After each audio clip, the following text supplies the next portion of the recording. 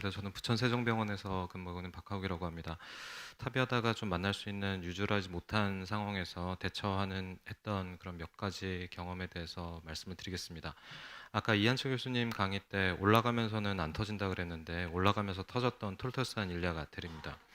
89세 여자 환자고 니아클래스 2 디스프니아로 오셨고 DM-하이비 CKD가 있던 환자입니다. 시비어 AS에 이제 막 진입을 했던 할머니였고 EKG가 불행하게도 RBBB 그다음에 페리카르 이퓨전이 좀 보였습니다.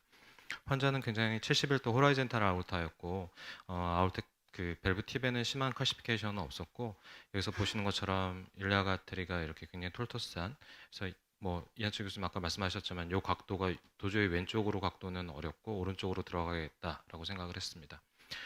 처음에 그 다일레이터가 쉽게 어느 정도 들어가고 뭐 스티프 와이어도 들어가고 시스까지는 잘 위치를 해서 이제 아우틱 밸브 그 와이어 크러싱을 하고 탑을 하려고 그러는데 환자가 바이탈이 계속 떨어집니다. 그래서 뭔가 이상하다.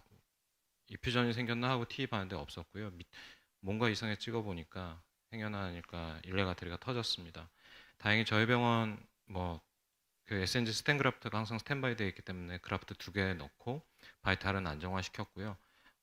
아까도 말씀드렸지만 이쪽으로 가면 이쪽도 터질 가능성이 많기 때문에 스텐 그라프트를 믿고 같은 쪽으로 타비를 시행했고 결과는 굉장히 잘 끝났습니다. 그래서 항상 일리아가트리 톨토스하고 칼시피케이션 많아서 럽처 리스크 있는 분들 프로시저 할 때는 스텐 그라프트 준비하시는 게 좋겠습니다.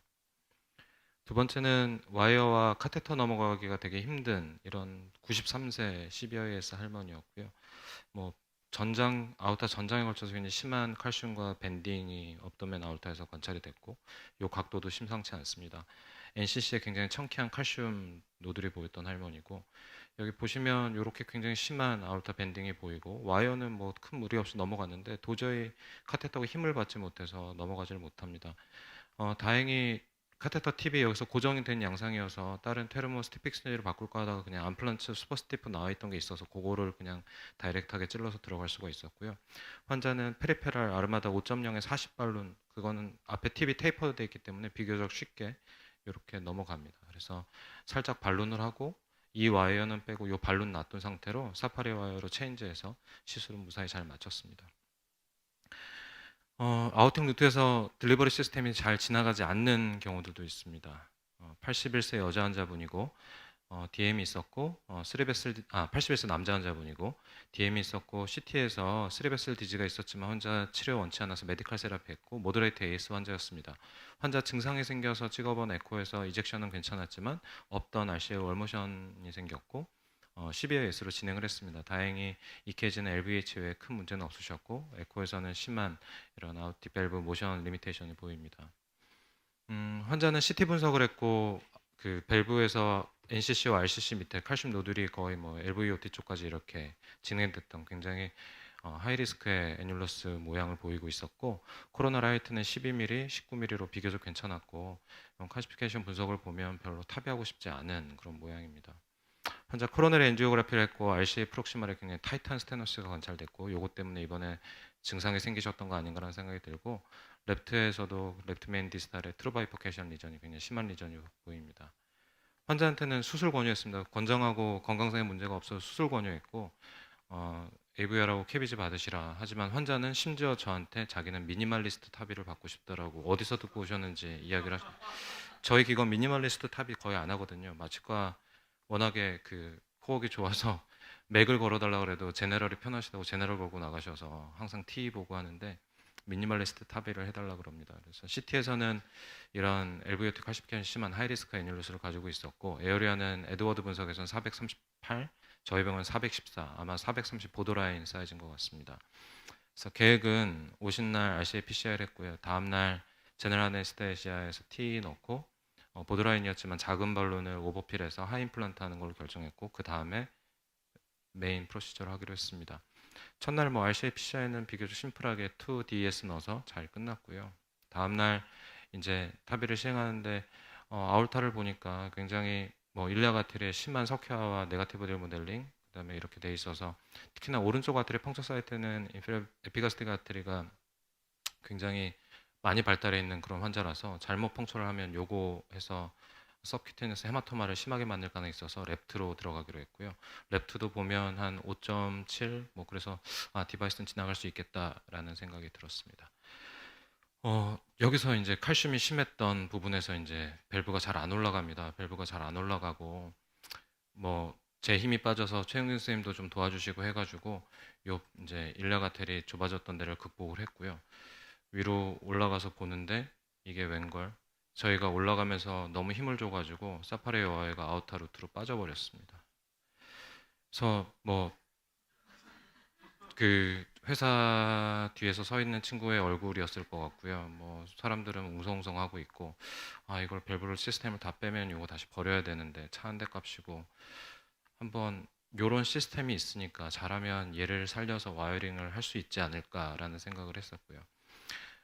그래서 밸브를 어센딩 아울 때까지 올리고 테르모 스티프 익스체인지 260cm 와이어로 와이어링 했더니 또 생각보다 잘 내려가고 이렇게 나중에 보면 이렇게 앵글도 어느 정도 잘 잡습니다. 그래서 조심스럽게 밸브의 노즈콘 팁을 AV 크로싱을 시켰더니 또 잘 내려가고요. 그 상태에서 와이어를 사파리 와이어로 체인지를 합니다. 그래서 저항감이 있으면 바로 뺄 생각이었지만 부드럽게 비교적 에이펙스에 잘 내려갔고요. 그래서 뭐 타비는 뭐 큰 문제 없이 저희 하이 임플란트 하기로 했기 때문에 라디오 루스턴트 마커의 디스탈 스트리커스의 베이스라인을 맞춰서 잘 타비를 했고 굉장히 엘로스가 하이 리스크였기 때문에 평소보다 훨씬 더 천천히 벌룬 인플레이션을 했습니다. 끝나고 나면 거의 뭐 9대 1에서 제로 포인트에 가깝게 밸브는 잘 됐고 에코상에서 파르베블라릭은 거의 없었습니다. 환자는 밸브 타비가 끝나고 뭐 레프트 메인 바이포케이션에 미니 크러쉬로 투 스텐트에서 잘 프로시전 끝났던 환자입니다. 그다음에 네 번째 케이스는 다시는 안 만나고 싶은데 하여간 사이너스 인버스 토탈리스 환자 제가 정확한지는 모르겠지만 양쪽 회사에서 물어보니 양쪽 다 경험해 본 적이 없다 그러는 거 보니까 아마 제가 한국에선 처음 한 것 같습니다. 환자는 84세 여자 환자였고 니아클래스 4의 디스미아, 올솜니아를 주소로 저희 응급실을 통해서 오셨습니다.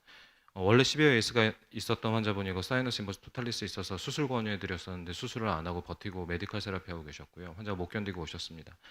이니셜의 바이탈 사인은 100에 60 정도였는데 환자가 1시간 지나서 카디오제닉 샥에 들어가서 노르에피네프린을 스타트했고 다행히 랩은 크레아틴은 괜찮았고 마일드한 LFT 상승과 카디악 엔자임의 상승이 관찰됩니다. 이 케이지는 AFib였고 에코를 보면 이젝션 40% 정도, LV 다일레이션이 동반된 모더레이트 이상의 시스톨릭 디스펑션을 관찰되고 있었고 12회 AAS와 AR이 같이 관찰됩니다. 환자는 회사에서는 55도로 그렇게 호라이젠탈하지 않을 거라고 이야기를 했지만 실제로 나중에 보면 거의 뭐 90도 가까운 굉장히 심한 호라이젠탈 아우터였던 것 같고요. 밸브 팁에 칼슘이 꽤 많고 이런 실은 여기가 아마 이 환자한테는 랩트 코로나리 커스 같은데 거기 위에 칼슘이 굉장히 심하게 있고 우리가 흔히 보는 이렇게 되는 시계 반대 방향의 각도가 아니고 이렇게 해서 이렇게 가는 거꾸로 된 각도로 시계 방향의 각도로 심장이 이렇게 서 있습니다. 억세스 사이트에는 큰 문제는 없었습니다. 그래서 플랜은 카드제인 샤이고 덱스트로카디하고 OP 굉장히 하이리스크고 OP 리퓨즈했던 환자였고 그래서 응급타비를 결정을 했고요. 위에서 여기 소라코 업도미널 아우터에 이제 그 밴딩도 하나 있었습니다. 밴디드 TA 정션이 있었고 어센딩 아우터의 다일레이션도 관찰되고 호라이젠탈 아웃 앵글이라서 타비가 굉장히 쉽지 않겠구나. 그 다음에 이런 이유들 때문에 에드워드 밸브를 쓰기로 했습니다. 애뉴러스 AR은 478, 26mm 밸브의 오버사이징이 이 정도였는데 저희는 조금 항상 5% 정도 안쪽으로 밸브를 대기 때문에 3.9% 오버사이징 1cc 언더필에서 시행을 했고 제너럴 아네스테시아를 걸었습니다. 그 다음에 다행히 다른 나라의 몇몇 KSF들이 있어서 요거를 우리가 각도가 평소에는 이렇게 들어가야 되는데 거꾸로 들어가야 되니까 이 시스템을 토탈로 거꾸로 뒤집으면 이 시스템에 맞게 저희가 앵글을 조절할 수 있구나라는 걸 알고 에크모를 프리퍼레이션 했습니다. 환자는 아우토그램을 찍으면 실은 이게 우리 일반적인 사람들한테 RCA인데 이 사람은 레프트가 되고요. AV 와이어를 이제 크로싱 시키고 이 정션 때문에 카테터가 힘을 못 받아서 카테터 넘길 때 뭐 약간 이렇게 위험한 모양을 보였지만 다행히 카테, 그 카테터 넘어갔습니다. 하지만 이 각도들 때문에 처음에 이 밸브가 너무 안 넘어가서 굉장히 씨름을 하고 있고 실은 원래는 와이어 하나를 더 크로싱 시켜가지고 이제 발룬에 슬립해서 이렇게 구두주걱 같이 들어가려고 이제 준비를 하다가 좀 한번 힘을 차리고 한 번만 더 밀어볼까요? 그러고 밀었는데 운이 없게 이때 안 들어갔어야 되는데 들어가고 환자는 그러면서 바이탈이 급격하게 떨어집니다. 그래서 실은 그러면 여기 안에 있던 와이어 빼고 그냥 잘 안 보여도 요 암플란트로 그냥 엔지오 쏘면서 하면 되는데 그걸 또 욕심내서 피그텔로 바꾸니까 환자가 카디악 어레스트 상태에서 거의 타비를 하게 됐습니다. 다행히 체스트 컴프레션 없이 환자는 에피네프린 그다음에 랩트 페이싱을 하면서 바로 이제 CPR 없이 환자는 다행히 리서스테이션이 돼서 운이 굉장히 좋았던 케이스였고 앞으로는 이런 사진은 보고 싶지가 않습니다. 그래서 파이널리 굉장히 잘 끝났고 환자 그 에코상에서 결과도 굉장히 좋았고 환자는 지금 이젝션은 50% 이상으로 많이 리커버리하고 잘 다니고 계십니다. 그래서 퇴원할 때 모양이고 여기서 보시면 실은 이게 도저히 어떻게 이걸 55도로 측정을 할 수 있을까라는 생각이 들 정도로 밸브는 다 이렇게 누워 있고 밸브는 거의 9대1 제로데스 가깝게 잘 임플란트 됐습니다.